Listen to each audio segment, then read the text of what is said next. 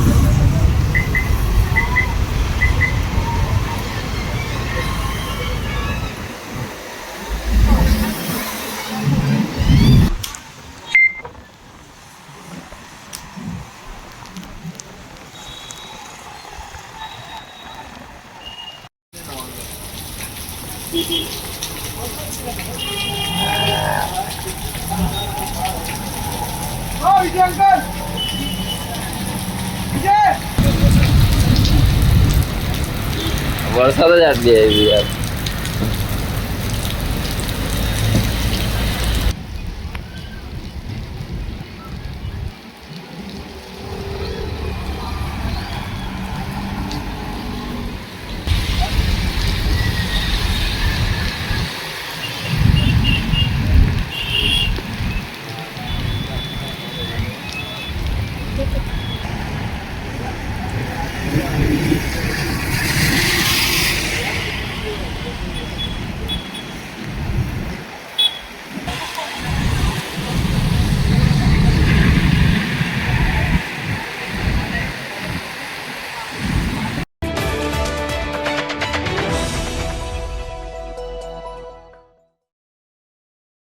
વાપીમાં ભારે પવનના કારણે વૃક્ષ ધરાશાયી, ઓટો રિક્ષા પર પડતા અકસ્માત સર્જાયો, સદનસીબે જાનહાનિ ટળી।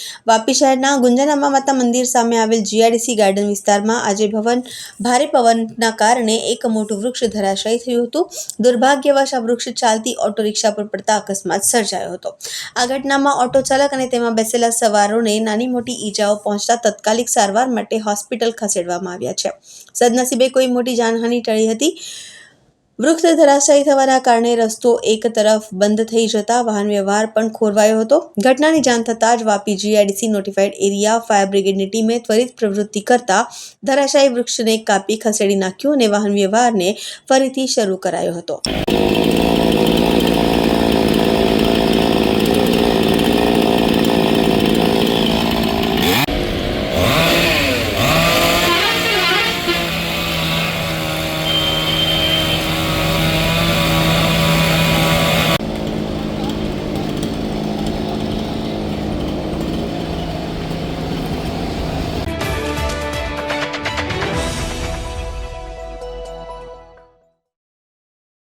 વાપી રેલવે સ્ટેશન પર ચાલતી ટ્રેનમાંથી ઉતરતા યાત્રીઓનો વિડીયો વાયરલ થઈ રહ્યો છે.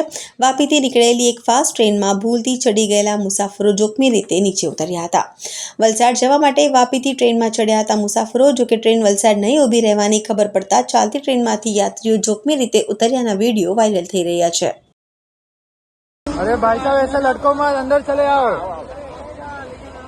अरे भाई आप भी लड़के हो। वलसाड़ ये रुकेगी नहीं रुकेगी। डायरेक्ट सूरत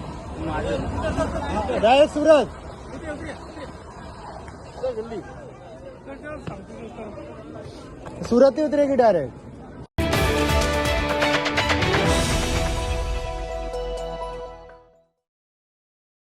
વલસાડના પારડીમાં એક બેંકના એટીએમમાં સાપ ઘૂસતા જ દોડધામ મચી ગઈ હતી. એક ગ્રાહક સેન્ટ્રલ બેંક ઓફ ઇન્ડિયાના બેંકના એટીએમમાં પૈસા ઉપાડવા ગયા હતા. એ વખતે જ ત્યાં એટીએમ કેબિનમાં સાપ જોવા મળ્યો હતો. આથી ગ્રાહક તાત્કાલિક બહાર દોડી આવ્યા હતા અને બેંકના મેનેજરને જાણ કરી હતી. આથી મેનેજર દ્વારા વિસ્તારના એક જીવદયા સંસ્થાના સ્વયંસેવકોને જાણ કરી હતી. જીવદયા સંસ્થાના કાર્યકર્તાઓ તાત્કાલિક એટીએમ પર પહોંચ્યા હતા અને ભારે શોધખોળ બાદ આખરે એટીએમ મશીનમાં છુપાયેલા સાપને શોધી તેનું રેસ્ક્યુ કરી સુરક્ષિત સ્થળે લઈ જઈ મુક્ત કર્યો હતો. એટીએમ મશીનમાં ઘૂસેલો આ સાપ કોમન ટ્રિકેન્ટ એટલે રૂપસુંદરી તરીકે ઓળખાતો બિનઝેરી પ્રજાતિનો સાપ હોવાનું જાણવા મળ્યું હતું.